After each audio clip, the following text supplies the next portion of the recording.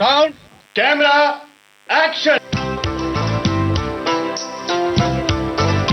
नमस्कार दोस्तों, बॉम्बे टॉकीज में आज आप सुनने वाले हैं जानी मानी राइटर, डायरेक्टर, प्रोड्यूसर सीमा कपूर से मंदाकिनी जोशी की बातचीत। आज सुनिए इस बातचीत का दूसरा और अंतिम भाग।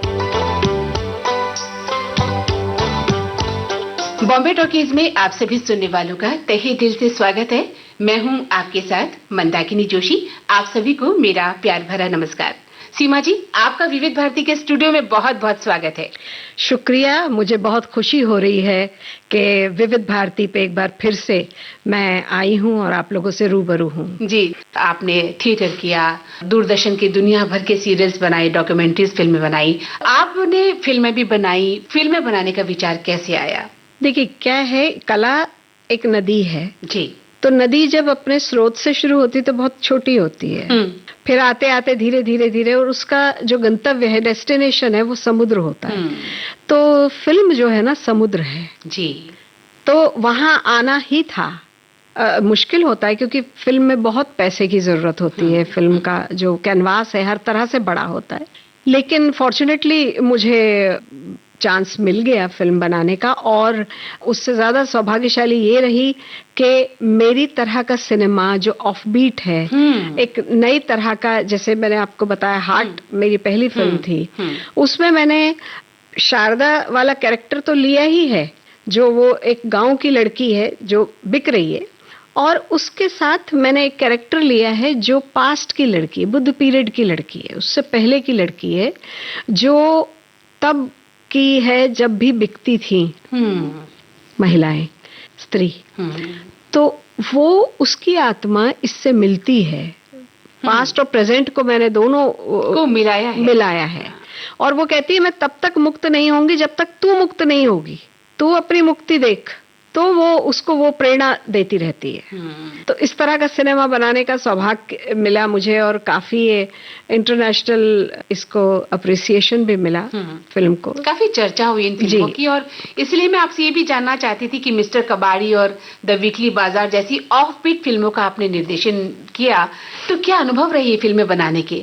हार्ट द वीकली बाजार का तो अनुभव बहुत ही अच्छा रहा, क्योंकि सारे कलाकार बहुत मन से काम कर रहे थे। दिव्या दत्ता थी, अर्चना पूरन सिंह थी, यशपाल शर्मा, मुकेश तिवारी, ये सब लोग थे। और म्यूजिक भी बहुत अच्छा था। अशोक चक्रधर ने गीत लिखे थे। अली गनी जो है, पद्मश्री हैं अभी, उन्होंने संगीत दिया था। तो वो तो बहुत ही अच्छा रहा। मिस्टर कबाड़ी जो थी वो कॉमेडी फिल्म थी, लेकिन एक गरीब आदमी जब अमीर हो जाता है तो उसकी क्या त्रासदी होती है। गरीब जब तक रहता है तो कोई दुख नहीं है, अमीर होते ही सारे दुख शुरू हो जाते हैं, क्योंकि वो अपने आप को उन अमीरों में शामिल देखना चाहता है। और जो अमीर है वो अपनी क्लास कॉन्शियस है, इलीट क्लास वालों में रहना चाहता है, वो क्लब में जाना चाहता है, और वो लोग उसको मुंह नहीं लगाते। पैसा है, लेकिन उसमें भी ये कहने की कोशिश की है कि मतलब आप जिस क्लास से हैं, पैसा आ जाए तो उसको सुविधा के लिए होता है पैसा, और उससे कॉम्प्लेक्स होने की जरूरत नहीं है। आप जहाँ हैं वहाँ बहुत खुश हैं।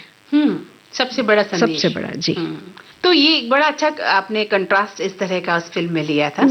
तो मुख्य धारा की मसाला फिल्मों से अलग ही फिल्में थी, दशकों तक कहाँ तक पहुंची होंगी फिल्में? आप क्या सोचती है एक निर्देशक होने के नाते? अब तो OTT आ गया है, और OTT पे है तो काफी लोगों ने देखा उसको। लेकिन चूंकि हमारे पास बहुत बड़े वाले स्टार नहीं थे, इसलिए जब सिनेमा में आई तो उतना नहीं हो पाया। छोटे बजट की फिल्म थी। आजकल क्या है कि आपको फिल्म के प्रमोशन के लिए 10-15 करोड़ रुपया खर्च करना पड़ता है, छोटी से छोटी फिल्म का, तब लोगों तक पहुंचता है। हमारे पास तो उतना था नहीं, प्रोड्यूसर के पास उतना नहीं था। पहली फिल्म NFDC की थी, उनके पास भी उतना तो प्रमोशन के लिए नहीं था। लेकिन अब जब OTT पे आई है तो अब वो बहुत लाखों लोगों ने देखी है, जन जन तक पहुंची है OTT की मेहरबानी से। लेकिन इसमें कलाकार तो बहुत अच्छे थे और नहीं, कलाकार अच्छे हो, फिल्म भी अच्छी हो, लेकिन लोगों को पता कैसे चले कि एक अच्छी फिल्म आ रही है, उसके लिए आपको प्रमोशन की जरूरत होती है। प्रमोशन के लिए पैसा लगता है, करोड़ों करोड़ों रुपए लगते हैं। एक मार्केटिंग बहुत मार्केटिंग के लिए, जी जी। तो अगर मैं ये जानना चाहूँ कि सीमा जी को किस तरह का सिनेमा पसंद है, तो क्या कहेंगी आप? आपको व्यक्तिगत तौर पर किस तरह का सिनेमा पसंद है? मुझे अलग अलग तरह का, मूड के हिसाब से। मैं वेस्टर्न सिनेमा देखती हूँ बहुत, और मुझे कभी रोमांटिक फिल्में पसंद आती हैं, कभी मुझे बहुत गंभीर फिल्में देखने का दिल होता है। ऑल टाइम हिट जो फिल्में हैं, जैसे डॉक्टर ज़िवागो, और बहुत सारी ऐसी फिल्में, थ्रिलर हैं, हर तरह का सिनेमा मैं देखती हूँ, लेकिन शर्त है कि वो क्लासिक और अच्छा होना चाहिए। और फिर आपके मूड पे भी है, कभी कभी बचपन याद करने के लिए राजेश खन्ना जी का फिल्म देखने का मन करता है कि वो फिल्में, वो याद, वो दौर, है ना जी। बाकी मुझे सत्यजीत रे का सिनेमा, ऋतिक घटक का सिनेमा, इंडियन में अपना ऋषिकेश मुखर्जी, ये इन लोगों का देख के आपको मन को सुकून मिलता है, अच्छा लगता है। और बहुत सहज इनका फिल्म मेकिंग रही है, बहुत सहज रहा है। कोई बहुत ऐसा नहीं है कि ऐसे शॉट ले रहे हैं, वैसे शॉट ले रहे हैं, लेकिन लाउड सिनेमा नहीं, बिल्कुल नहीं है। और आप और हमारे इर्द गिर्द की कहानी, हमारे आसपास ही किरदार, आपको लगता है कि हाँ ये वो हैं हमारे अपने, ऐसा सिनेमा जिसे आज रियलिस्टिक सिनेमा बोलते हैं, वो मुझे पसंद है। चलिए, तो आपकी पसंद का एक गीत सुनते हैं, फिर जरूर बात को आगे बढ़ाते हैं। कल्याण जी आनंद जी का फिल्म मेरे हमसफर का किसी राह पे किसी मोड़ पे। आइए सुनते हैं, बहुत ही सुंदर गीत। किसी राह में किसी मोड़ पर, किसी राह में किसी मोड़ पर, कहीं चल न देना तू छोड़ कर, मेरे हमसफर, मेरे हमसफर, मेरे हमसफर, मेरे हमसफर। किसी हाल में किसी बात पर, कहीं चल न देना तू छोड़ कर, मेरे हमसफर, मेरे हमसफर, मेरे हमसफर, मेरे हमसफर।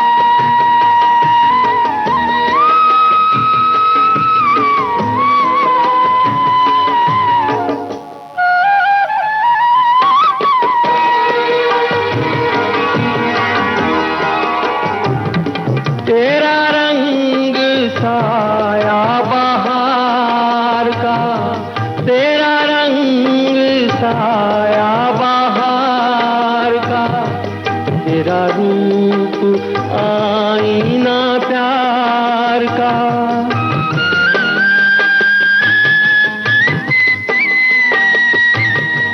तुझे आ नजर में छुपा लूं मैं, तुझे लग न जाए कहीं नजर, मेरे हम सफर, मेरे हम सफर, मेरे हम सफर, मेरे हम सफर।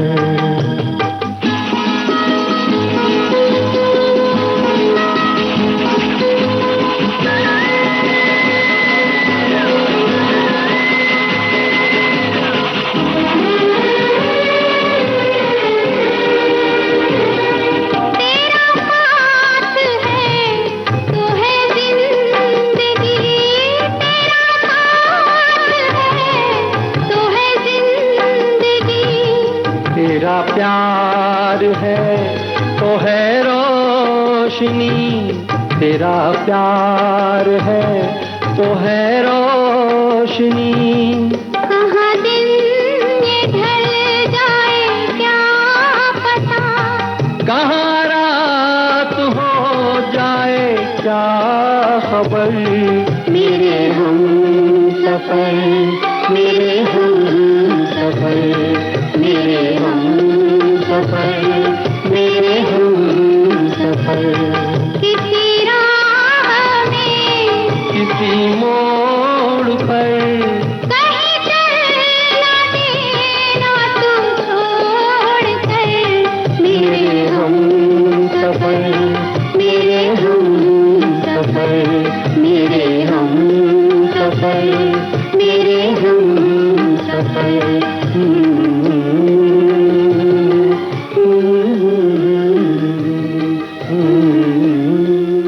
सीमा जी, बात चल रही है आज आपके लेखन पर, आपके निर्देशन पर, आपकी पसंद की फिल्मों पर।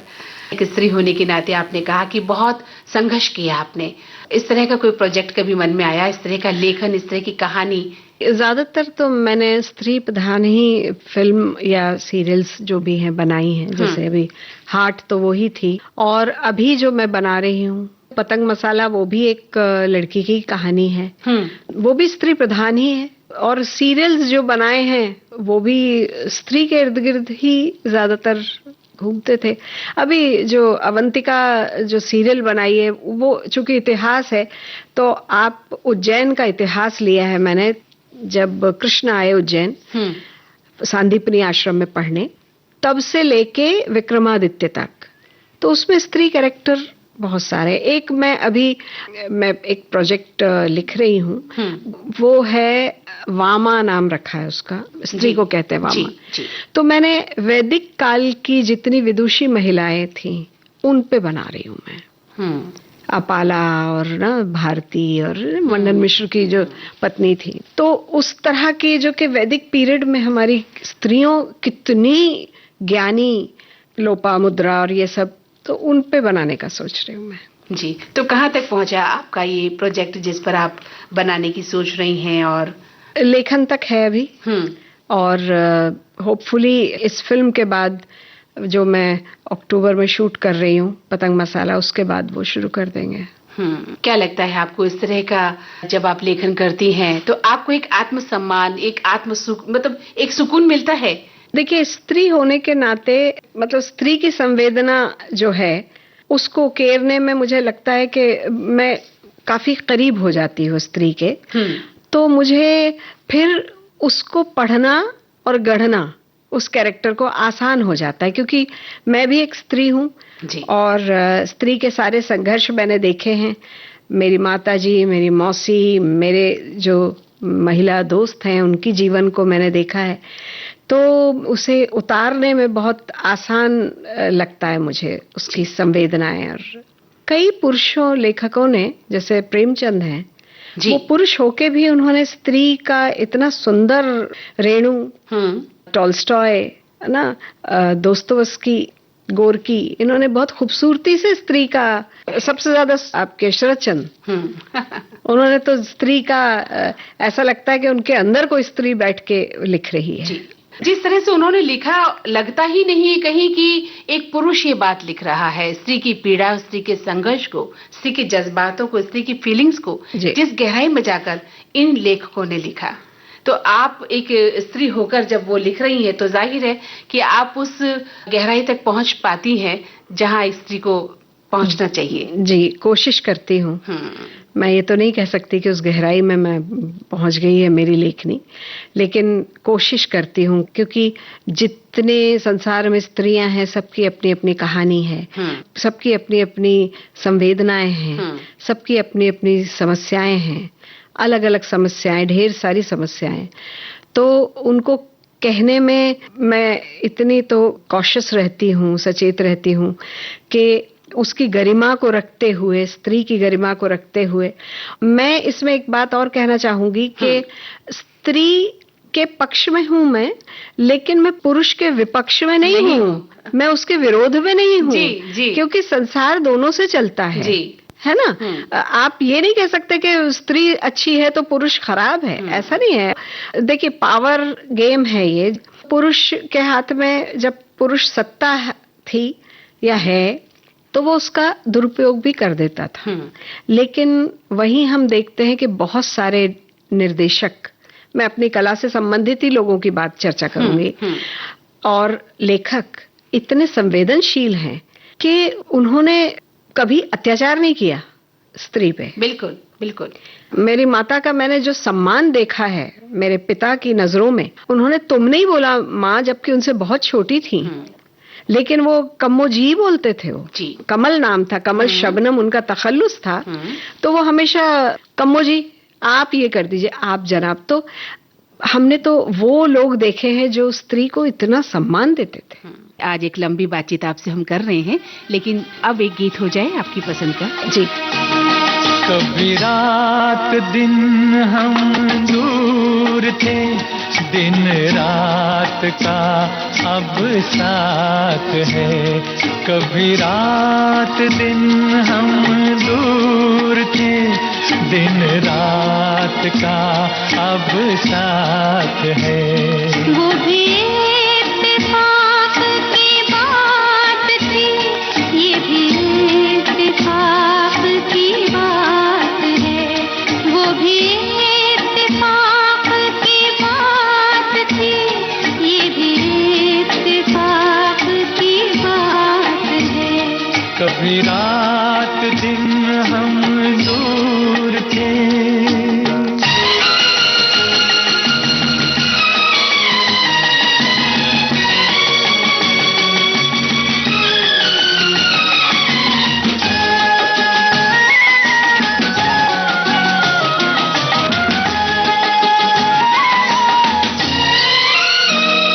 तेरी आंख में है खुमार सा, मेरी चाल में है सुरूर सा।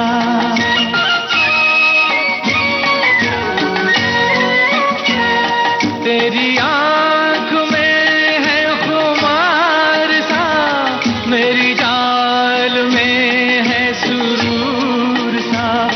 ये बहार कुछ है पिए हुए, ये समा नशे में है चूर सा। ये समा नशे में है चूर सा। कभी इन फिजाओं में प्यास थी, अब मौसमें बरसात है। वो भी इत्तेफाक की बात थी, ये भी इत्तेफाक की बात है। कभी रात दिन हम दूर थे।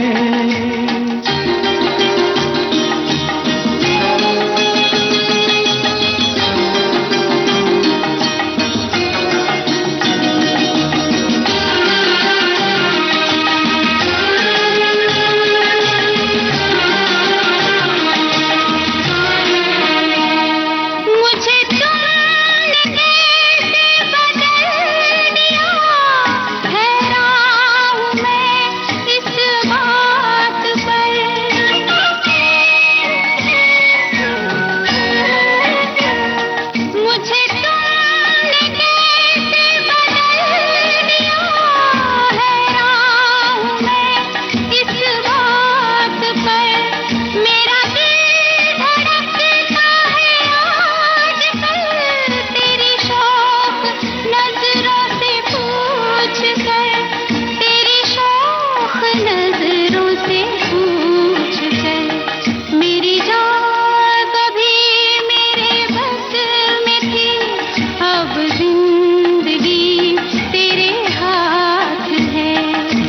इत्तेफाक की बात थी, ये भी इत्तेफाक की बात है। कभी रात दिन हम दूर थे,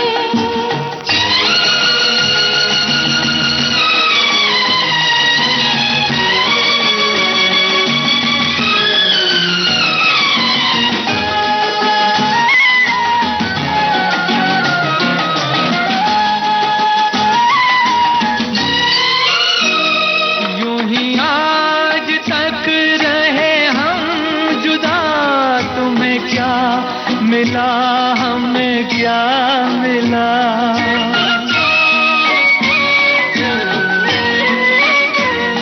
यूं ही आज तक रहे हम जुदा, तुम्हें क्या मिला हमें क्या मिला।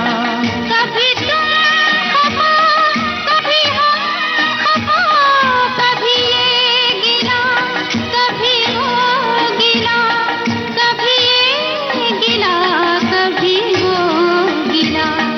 कितने बुरे थे वो दिन सनम, कितनी हसीन ये रात है। वो भी इत्तेफाक की बात थी, ये भी इत्तेफाक की बात है। कभी रात दिन हम दूर थे, दिन रात का अब साथ है।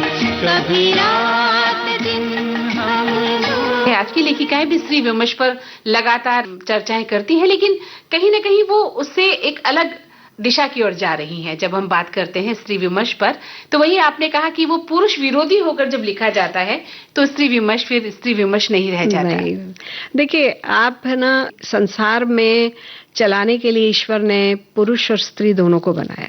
आप ये कहें कि पुरुष खराब है इसलिए हम शादी नहीं करेंगे, हम अकेले ही रहेंगे, तो हम सामाजिक प्राणी हैं, हमें दोनों की जरूरत है। जैसे वो बड़ा क्लीशे सा शब्द है ना कि भाई गाड़ी के दोनों पहिए हैं, बिल्कुल, आप उनके बिना नहीं चल सकते। और अब पुरुषों को भी थोड़ा सा अपने आप को बदलने की बहुत जरूरत है कि अब स्त्री को नए परिप्रेक्ष्य में देखें, वो एक नए ढंग से देखें, उसके सम्मान को, उसके काम के सम्मान को। मुझे जो स्वतंत्रता है ना, वो शब्द स्वच्छंदता नहीं बनना चाहिए जी। स्त्री का या पुरुष की स्वतंत्रता जो है वो अभी थोड़ा सा, मैं इस पे बोलना चाहूंगी कि स्त्री अभी जो स्वतंत्रता के नाम पे उच्छृंखलता जो हो रही है ना, वो स्त्री को और गुलाम कर रही है। जी जी, बिल्कुल सही कहा। और स्वच्छंदता शब्द तो चाहे स्त्री हो चाहे पुरुष हो, दोनों पर ये सही नहीं बैठता है, दोनों के लिए जैसे गलत है। ही- तो स्वतंत्रता के नाम पे आप कहें कि मैं ये खा लूं और मैं वो पी लूं, नशा कर लूं, उसमें स्वतंत्रता है, तो हम तो और गुलाम हो रहे हैं ना। ये स्वतंत्रता नहीं है। स्त्री की स्वतंत्रता आर्थिक होनी चाहिए, वैचारिक होनी चाहिए, जी, है ना। ये दो स्वतंत्रता, वो अपना प्रोफेशन खुद चुने, वो आर्थिक रूप से सक्षम हो और अपना कोई भी चीज चुनने के लिए वो फ्री हो, फ्री ये होना वहाँ चाहिए। उसे स्वतंत्रता जी, मिलनी चाहिए। जी। अपने निर्णयों को लेना सीखे कि जी। जिंदगी को किस ओर ले जाना है सही तरीके जी। से। तो आपने इतनी फिल्में देखी हैं, आप फिल्मों की मुरीद हैं, सिनेमा लिखती हैं, सिनेमा को डायरेक्ट करती हैं। आज जो वर्तमान सिनेमा की हम बात करें, महिलाओं को जिस रूप में दर्शाया जा रहा है, आप उसे कहाँ तक सहमत हैं? जो स्थिति फिल्मों में स्त्री की दिखाई जा रही है, स्त्री खुद क्या इसकी जिम्मेदार है या वहाँ कहीं ना कहीं मजबूरी या प्रोफेशन आड़े आता देखिए, है? समाज में मुझे क्या लगता है कि जब से शराब स्टेटस सिंबल बन गई है, तब से हास होने लगा है। जी। अब हर फिल्म में आप दिखा रहे हैं कि स्त्री मद्यपान कर रही है या ये कर रही है, वो कर रही है। तो ये कौन सी चीज बोलना चाह रहे हैं आप? के मतलब ये सामान्य होनी चाहिए ये चीज? इसके तो मैं खिलाफ हूँ।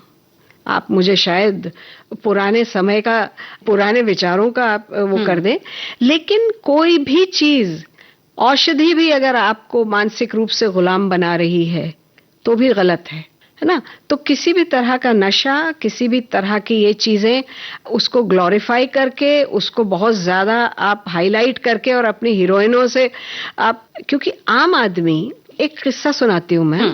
हम लोग दिल्ली गए थे शादी के बाद, मैं और पुरी साहब।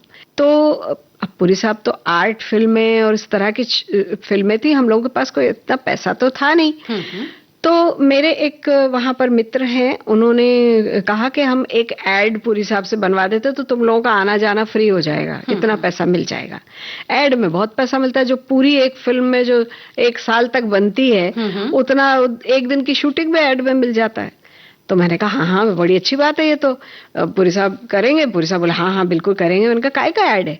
बोले सिगरेट का। तो पुरी साहब बोले उससे पहले ही, मैंने कहा नहीं पुरी साहब सिगरेट का ऐड नहीं करेंगे। पुरी साहब ने मुझसे पूछा कि क्यों नहीं करूंगा, मेरे कहने से पी लेंगे क्या लोग? मैंने कहा पुरी साहब अगर आपके कहने से नहीं पिएंगे, ये आप तर्क दे रहे हैं, तो ये आपको इतना पैसा क्यों दे रहे हैं? आप जिस भी फील्ड में हैं, आप कला फील्ड में हैं, आपको लोग देखते हैं और इनको भी पता है कि आप कहेंगे तो 1000 लोग देखेंगे, 2 लोग तो पिएंगे, है ना। अब हमारे जो बड़े बड़े कलाकार हैं, वो अगर इस तरह के ऐड करते हैं और कहते हैं कि हम कोई समाज सुधारक नहीं हैं, समाज सुधारक आप हो या ना हो, आप सेलिब्रिटी हैं, आपकी जिम्मेदारी बनती है समाज के प्रति, क्योंकि आप जो कह रहे हैं वो बच्चा जो है 15 साल का से लेके 5 साल का बच्चा भी आपके उस पे डांस करता है और आपको सुनता है, आपको हीरो मानता है वो या हीरोइन मानता है। आप जो करेंगे वो उसका अनुसरण करेंगे। तो आप अगर इस तरह के ऐड करेंगे, विज्ञापन करेंगे, आपको तो करोड़ों रुपए मिल जाएंगे, लेकिन करोड़ों लोगों की जिंदगियां जो हैं आपने स्टेक पे लगा दी हैं। जी बिल्कुल। तो पुरी साहब ने नहीं किया फिर वो ऐड। तो हम उस तरह के लोग हैं जो सामाजिक रूप से अपनी जिम्मेदारी समझते हैं कि अगर हम कुछ कह रहे हैं और हमारी बात 10 लोग भी सुन रहे हैं तो हमें बहुत सोच समझ के करनी और कहनी चाहिए। जी, आपकी कथनी और करनी में अगर अंतर है तो फिर आपकी सामाजिक जिम्मेदारी कहीं नहीं बनती। जी जी, बहुत बड़ी बात आपने कही कि एक कलाकार क्या कह रहा है, क्या विज्ञापन दे रहा है, क्या संदेश दे रहा है, उसकी एक नैतिक जिम्मेदारी बन जाती है कि वो समाज में क्या फैला रहा है। सीमा जी, बातचीत का ये सिलसिला तो चलता रहेगा और आपकी पसंद का एक गीत सुन लिया जाए। जी, मेरी पसंद का गीत है जाने वालों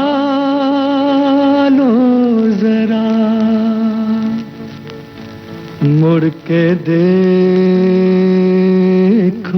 मुझे, एक इंसान हूँ मैं तुम्हारी तरह, जाने वालों जरा मुड़ के देखो मुझे, एक इंसान हूँ मैं तुम्हारी तरह, जिसने सब को रचा अपने ही रूप से, उसकी पहचान हूँ मैं तुम्हारी तरह, जाने वालों जरा।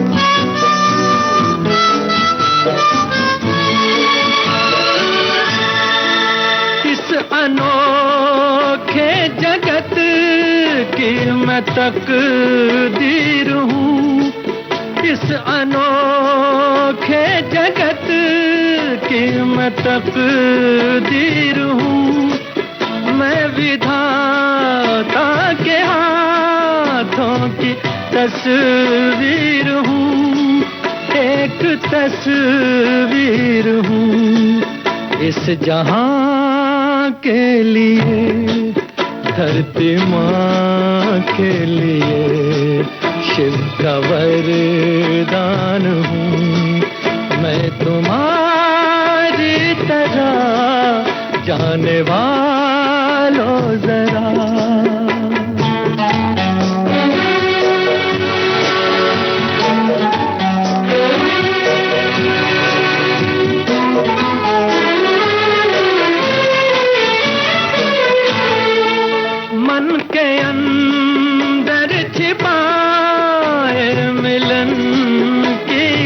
लगन, मन के अंदर छिपाए मिलन की लगन।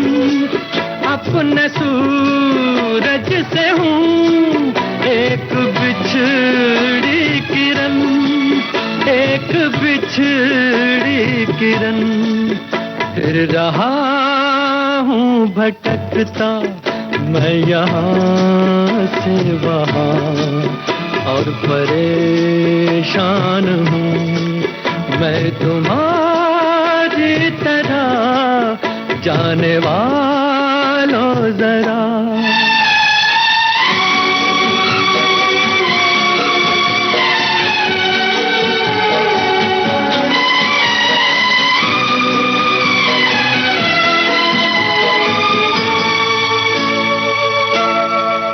मेरे पास आओ, छोड़ो ये सारा भरम। मेरे पास आओ, छोड़ो ये सारा भरम। जो मेरा दुख वही है तुम्हारा भी गम, है तुम्हारा भी गम। देखता हूँ तुम्हें, जानता हूँ तुम्हें, लाख अनजान हूँ मैं तुम्हारी तरह, जाने वालों जरा। मुड़ के देखो मुझे, एक इंसान हूँ मैं तुम्हारी तरह, जिसने सब को रचा अपने ही रूप से, उसकी पहचान हूँ मैं तुम्हारी तरह, जाने वालों जरा। सीमा जी, आपसे अगर मैं ये जानना चाहूँ कि आपको कौन से कलाकार पसंद हैं इस इंडस्ट्री में, जो आपने बतौर एक्टर या एक गहराई के तौर पर पसंद किए, तो कौन कौन से ऐसे कलाकार हैं जिन्हें आप पसंद करती हैं?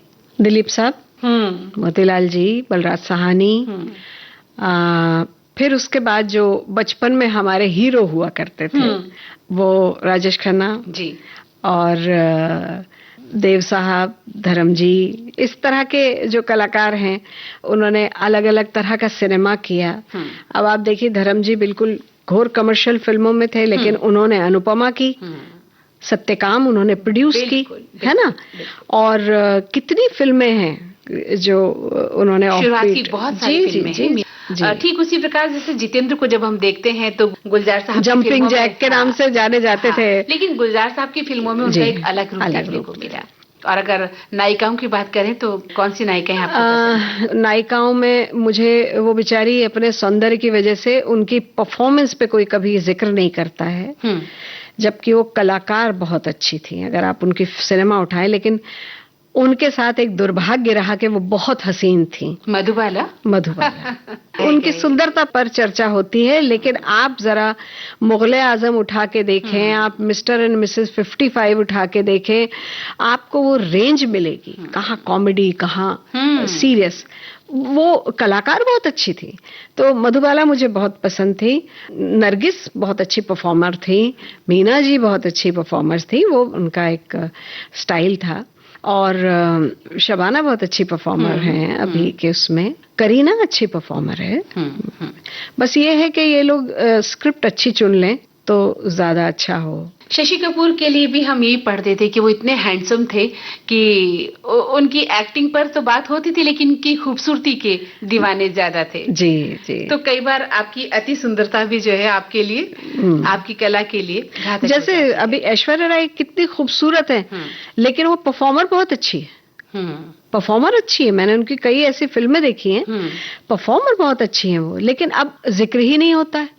आप उनकी सुंदरता में बात करते हैं कि उसमें खूबसूरत लगी, ये करी, वो सब। जबकि देखिए ना, मीना जी भी कम खूबसूरत थी क्या? उनकी अपनी अलग तरह की खूबसूरती थी। नरगिस जी की अपनी खूबसूरती थी, बहुत सुंदर जी। आंखें बोलती थी उनके, जी, उनके होठ बोलते थे जिस तरह से। उनका परफॉर्मर मुमताज भी अच्छी थी, कुछ कलाकार डायरेक्टर के एक्टर होते हैं। आपने देखा होगा कुछ एक्टर्स जो हैं कुछ फिल्मों में बहुत खराब काम करते हैं और कुछ फिल्मों में ब्रिलियंट होते हैं।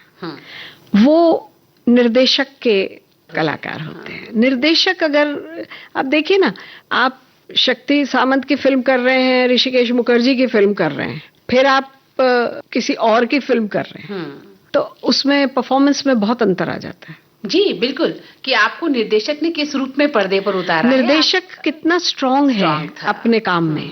बतौर निर्देशक अगर मैं आपसे बात करूं तो आपको कौन सा ऐसा कलाकार पसंद है जिसने आपके निर्देशन में बहुत ही अच्छा काम किया आपकी नजर में? मेरे निर्देशन में तो मेरे परिवार के ही 2 लोग तो काम कर ही रहे हैं, अन्नू भाई और रंजीत भाई ने भी मेरी सीरियल में काम किया था एक्टिंग, जबकि वो एक्टर नहीं है। तो पुरी साहब आसान थे उनके साथ काम करना। अन्नू भैया के साथ काम करना थोड़ा डिफिकल्ट था क्योंकि कई बार वो बड़े भाई भी बन जाते थे। बाकी तो मैंने अभी तक जितने लोगों के साथ काम किया है, चाहे सुरेश ओबेरॉय हो, चाहे दिव्या हो, सब का बहुत अच्छा सहयोग मिला।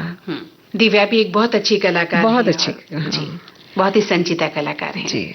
और मेहनती बहुत है, अपने काम पे फोकस है उसका और मेहनत करती है। चीजों को बार बार पूछना, सवालों को कि ये कैसे है, ये कैरेक्टर क्या है, ये क्या है, क्योंकि हर को गांव का नहीं मालूम होता ना, गांव के क्या है वो आप निर्देशक या राइटर से ही पूछते हैं जी, वो गांव में तो नहीं रहे हुए होते। तो वो उस तरह से ना उन लोगों का अपना जो होमवर्क है वो करने में पूरा टाइम बार बार फोन करके पूछना कि ये कर लूं क्या, ऐसे कर सकते हैं, वैसे कर सकते हैं। क्योंकि क्या होता है कि जब एक कैरेक्टर गांव का होता है तो उनके जो मैनरिज्म है ना, उनके हाव भाव, जैसे गांव का कोई एक कंधे उचका के ना नहीं कहेगा, ये बहुत ही शहरी जेस्चर है। तो वो ख्याल रखना वो निर्देशक का भी जरूरी है। कलाकार अगर उसमें गच्चा खा जाए, थोड़ा कमजोर हो जाए, तो निर्देशक का वो बनता है। लेकिन ये ऐसे कलाकार हैं जो होमवर्क जिसे बोलते हैं ना, कि फिर गांव का जो कैरेक्टर है वो कैसे उसके हाव भाव होंगे, कैसे हाथ उठा के बात करेगा, कैसे क्या करेगा, ये लोग होमवर्क बहुत करते हैं। इसलिए ये इतने अच्छे कलाकार हैं, अच्छे और परिपक्व कलाकार हैं, जहां किसी भी फिल्म में इन कलाकारों ने कभी आपको बोर नहीं किया, जैसे हम एक सामान्य शब्दों में कहें, जिसे कहते हैं कि निरुत्साह नहीं किया, हमें कभी निराशा नहीं हुई इन्हें देखकर कि ये क्या एक्टिंग कर, कमजोर नहीं पड़े ये अपने किरदार में, क्योंकि अपने काम को इतना मजबूती के साथ इन्होंने किया है। चलिए आपकी पसंद का गीत सुनते हैं और फिर एक सवाल आपसे पूछते हैं। मदन मोहन जी का संगीत में एक गाना मुझे बहुत पसंद था, दुल्हन एक रात की में लता जी ने गाया, सपनों में अगर मेरे तुम आओ तो मैं सो जाऊं। बहुत सुंदर गाना है, चलिए तो सुनते हैं यही गीत। जी। सपनों में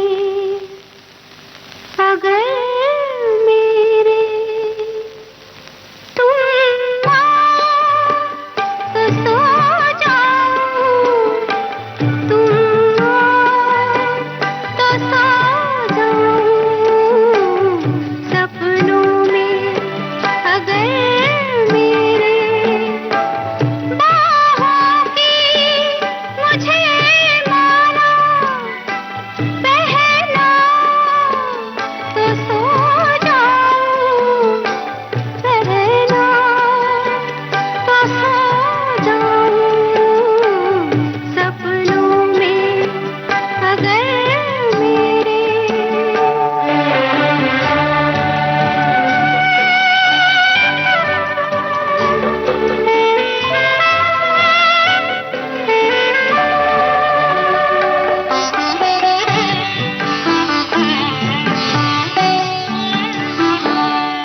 सपनों में कभी साजन बैठो मेरे पास आके, जब सीने पे सर रख दूं मैं प्यार में शर्मा के, एक गीत मोहब्बत का तुम गाओ तो सो जाऊं,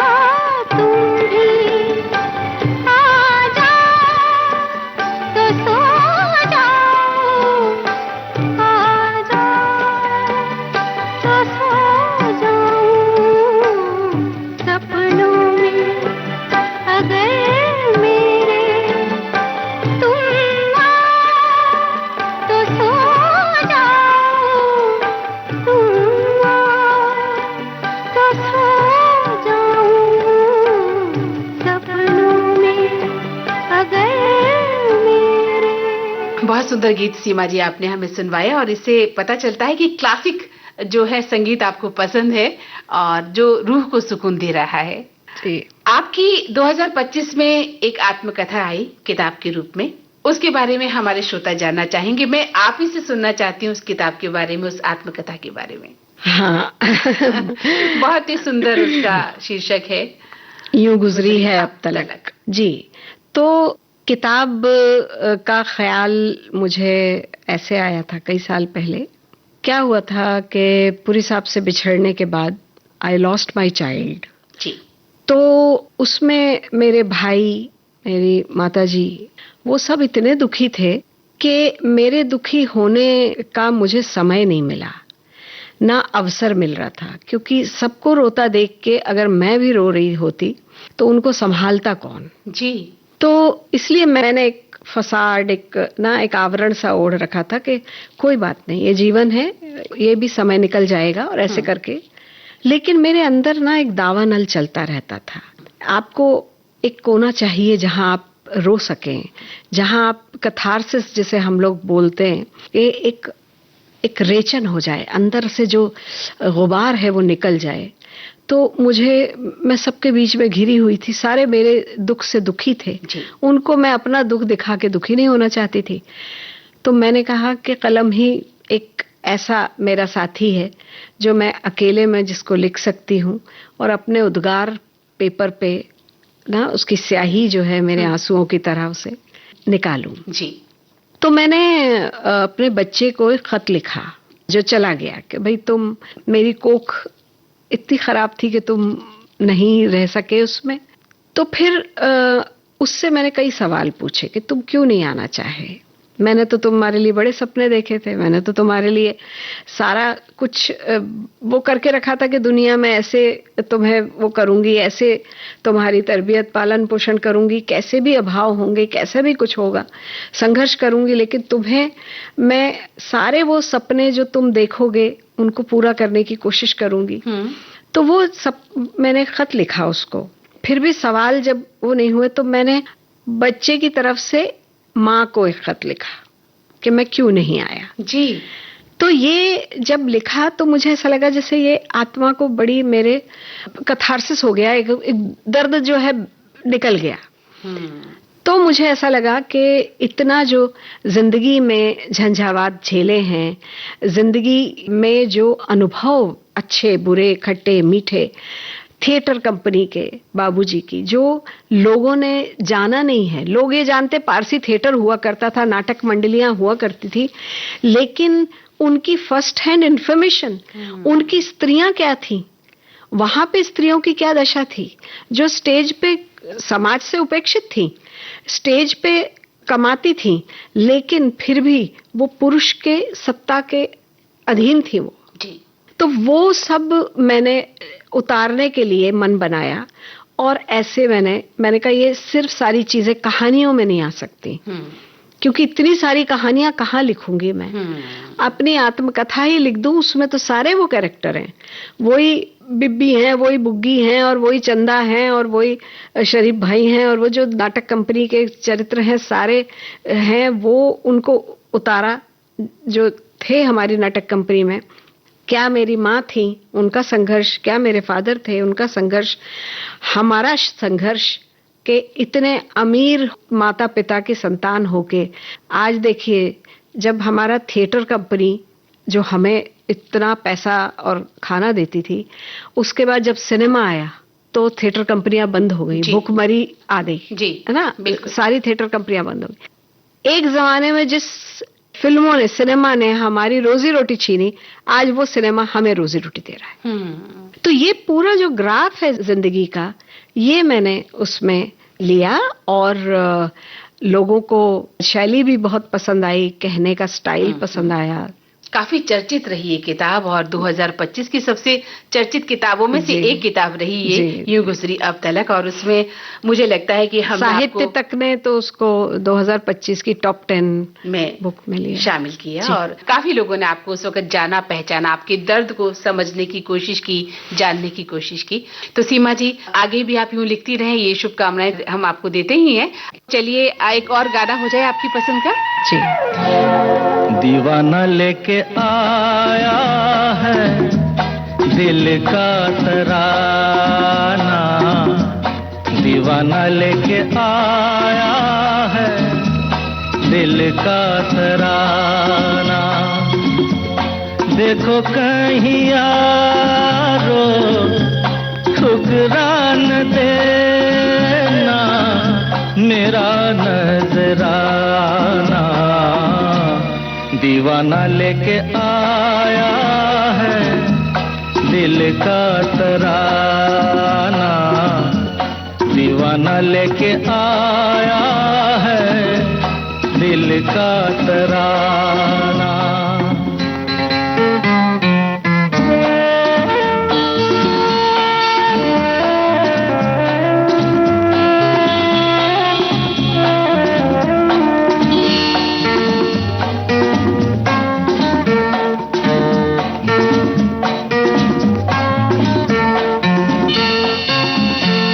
आज का दिन है कितना सुहाना, झूम रहा प्यार मेरा हो, पूरी हो दिल की सारी मुरादें, खुश रहे यार मेरा हो, चाँद सा जीवन साथी मुबारक जीवन में आना, दीवाना लेके आया है दिल का तराना, दीवाना लेके आया है दिल का तराना।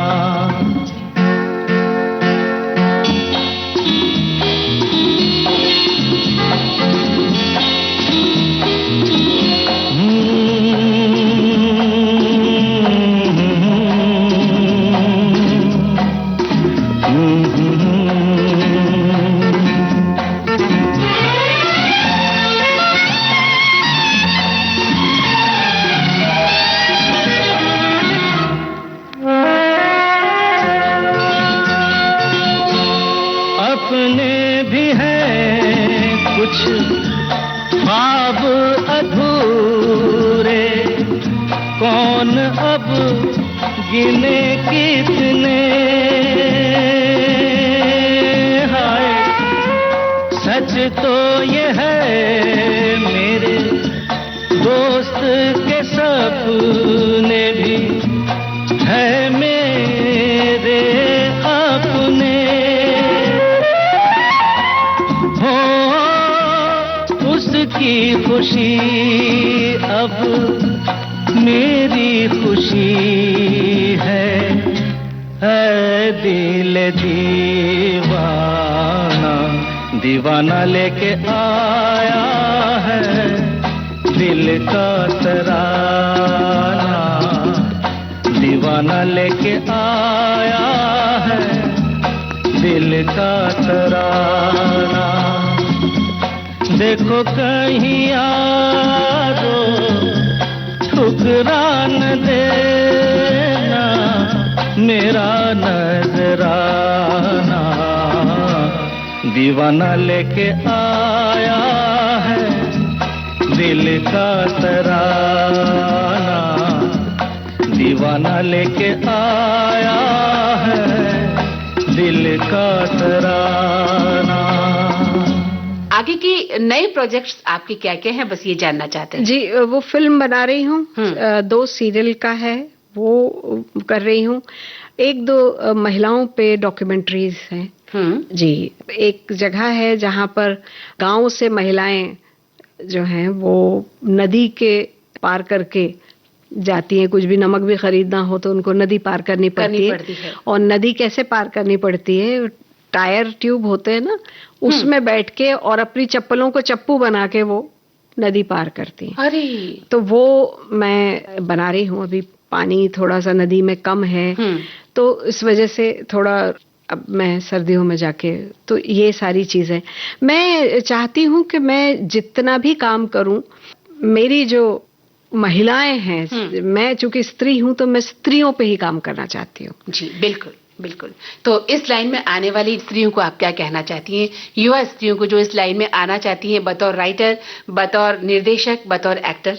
देखिए, कोई भी विधा, जैसे अभी एक कंट्रोवर्सी हुई थी, एक कोई पत्रकार हैं वो एक्टिंग में चले गए तो लोग उनको डिफेंड करने लगे कि भाई लोग सीखते सीखते सीखेंगे। मैं इसके खिलाफ हूँ। एक तो जो कलाकार आता है, जो जैसे अभी एनएसडी से ट्रेंड एक एक्टर आ रहा है, जी ठीक है, आपने उसकी रोजी रोटी छीन रहे, पहली बात। जिसने इसी को पढ़ा है, जो यही कर रहा है, और फिर जब करोड़ों रुपए एक फिल्म में लगते हैं तो वहां पर ये नहीं कहा जा सकता कि ये कोई रोटी बनाना है कि धीरे धीरे सीखेंगे। हाँ, नहीं, तो सीखने की प्रक्रिया भी चल रही है। हाँ, ये प्रक्रिया नहीं है। करोड़ों रुपए आप पे लगते हैं तो प्रक्रिया नहीं होनी चाहिए, आपको ट्रेंड होना पड़ेगा। तो मैं युवाओं से ये कहना चाहूंगी कि देखिए, दो तरह से आप सिनेमा की तरफ आकर्षित होते, ग्लैमर और पैसा। तो जब ये दो चीजों से आकर्षित होकर आप आते हैं तो सक्सेस मिलने के चांसेस जो हैं आपको 5% होंगे। लेकिन आप कलाकार हैं, आप पढ़ते हैं, आपने सिनेमा पढ़ा होता है, थिएटर पढ़ा होता है, आपने लिटरेचर पढ़ा होता है, म्यूजिक पढ़ा होता है, ये सारी चीजें जब आपने की होती हैं, थिएटर किया होता है और टेक्निक जानते हैं, मतलब ट्रेनिंग होना बहुत जरूरी है। जैसे एक डॉक्टर बिना एमबीबीएस किए डॉक्टर, हम उससे इलाज नहीं करवाएंगे, एक इंजीनियर से बिल्डिंग नहीं बनवाएंगे जब तक कि वो नहीं है। इसी तरह कलाकार को, कला क्षेत्र को आप ऐसे मत सोचिए कि कोई भी आके कर ले, उसके लिए आपको ट्रेंड होना बहुत जरूरी, पढ़ाई पढ़ना बहुत जरूरी है, तभी जाके आप कुछ बनेंगे। बहुत अच्छी बात, बहुत अच्छी आपने एक संदेश युवा आने वाली लड़कियों को खास तौर से दिया है, जो केवल शारीरिक सौंदर्य के बल पर आना चाहती हैं और दूसरी चीजों को मद्देनजर नहीं रखते हुए काम करना चाहती हैं। तो उनके लिए ये बहुत बड़ा संदेश है कि किसी भी लाइन में जाने से पहले आपको वहां के लिए पढ़ना और गुनना बहुत जरूरी है खुद को। तो बॉम्बे टॉकीज में आज सीमा जी, आपने विविध भारती के लिए अपना अमूल्य वक्त निकाला है, हम आपका तहे दिल से शुक्रिया अदा करते हैं। नहीं, विविध भारती तो जिंदगी में जब हम बच्चे थे तब से जुड़ा हुआ है हमसे, और जहां से जाएंगे तो विविध भारती सुनते हुए ही जाएंगे, कोई ना कोई गाना चलता ही रहेगा। जी, तो चलिए एक और गाना जान लेते हैं इस कार्यक्रम का। जी, एक गाना मजरू साहब का है, मेरे हमदम मेरे दोस्त फिल्म से, एलपी का म्यूजिक है, न जा अब कहीं न जा, दिल के सिवा। दिल के सिवा। क्या बात है। न जा कहीं अब न जा, दिल के सिवा, न जा कहीं अब न जा, दिल के सिवा, है यही दिल पूछा तेरा, है मेरे हमदम मेरे दोस्त, न जा कहीं अब न जा, दिल के सिवा, है यही दिल पूछा तेरा, है मेरे हमदम मेरे दोस्त, न जा कहीं अब न जा, दिल के सिवा।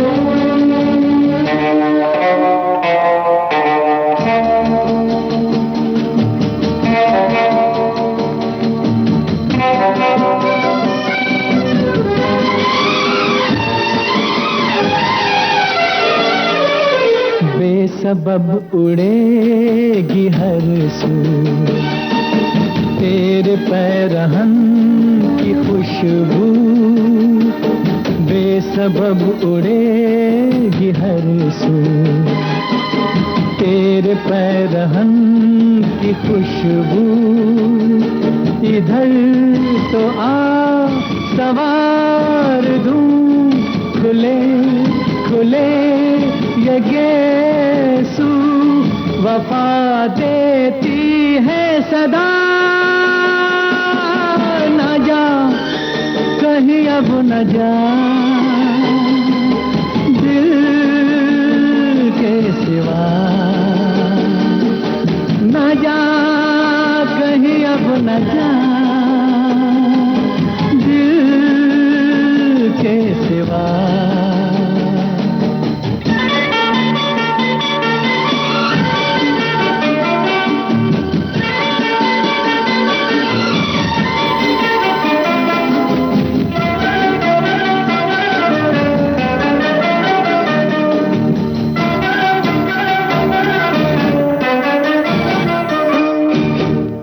के खून दिल मिला के भर दूं इन लबों के खाके आके खून दिल मिला के भर दूं इन लबों के खाके बुझा बुझा बदन तेरा कंवल कंवल बना के खिला दूं रंगे हिना